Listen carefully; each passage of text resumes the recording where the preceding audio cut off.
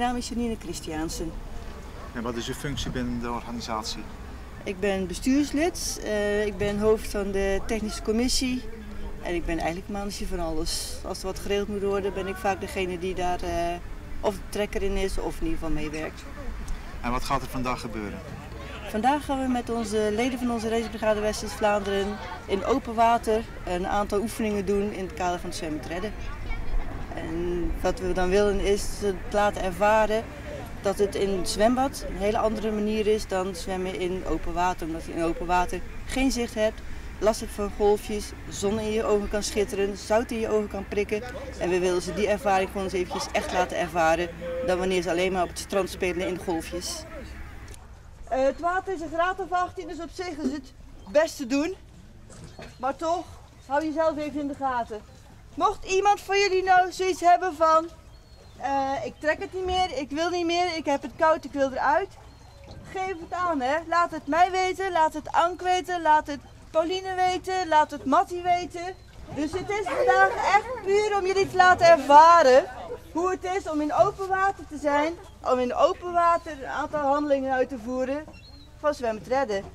We wachten heel eventjes op de langzame flat. Die komt ons begeleiden. Dus op het ogenblik in de jachthaven is deze kant op aan het varen. Als ik hem in het zicht heb, dan gaan wij te water en gaan we beginnen met ons rondje zwemmen.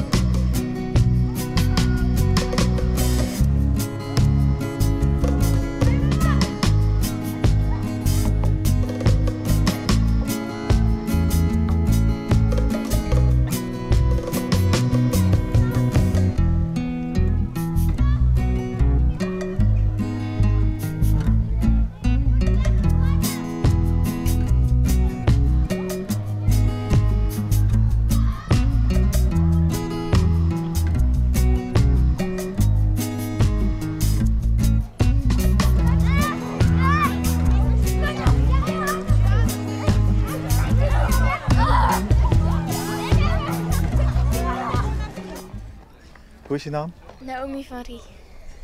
En waar kom je vandaan? Schoondijken.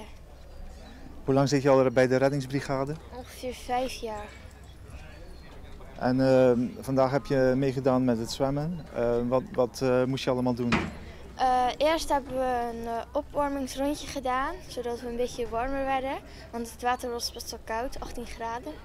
En daarna zijn we oefeningen gaan doen, dus onder water zwemmen en de grepen om ook te vervoeren. En dan was het weer dat we eruit mochten. Dus. En wat gebeurde er toen je eruit kwam? Nou, mijn knie kwam tegen de onderkant van de reling, dus toen was er een schaafwond op mijn knie. Pijnlijk? Nou, het prikte wel door het zoute water, maar verder viel het wel mee. En heb je het koud als je eruit komt? Ja, dat wel.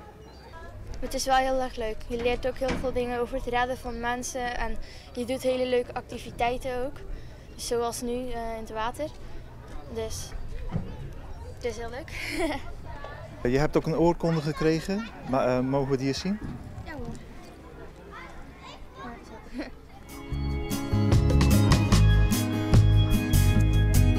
Dankjewel.